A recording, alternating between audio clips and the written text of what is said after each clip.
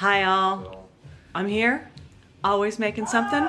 Right now I'm about to put together some pinto beans, and so I'm going to show you how you can make beans from scratch. Not even sure what I'm going to do with these beans yet, but here we go.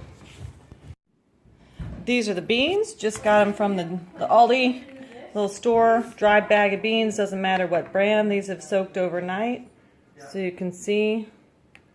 Yeah.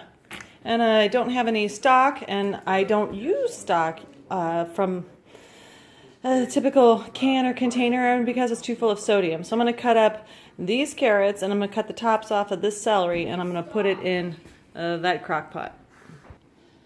So when I said I just was going to crop that top off, I did. I just took the tops of that celery off. So we're going to just pop this in to this crock pot. Literally, just like that. We're going to add water, and that's going to become our stock. And then we're putting the beans on top. This was 3 cups of beans when it was dried, so I just measured dry cup measure. You can see I don't have a lot of extra room here. I have about 1 inch, so I would prefer to go to a bigger crock, and I might, or I just might wing it. So I decided to go ahead and keep these in this pot. I've got enough room in here.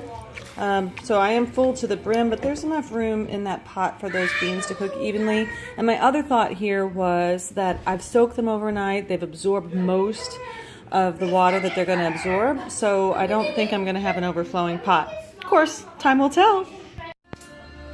So this is 5 hours later. Where is she sledding? So this is the pinto beans. And 5 hours on high.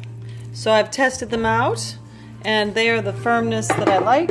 So here we are. It's not high, Mom. It's Mom.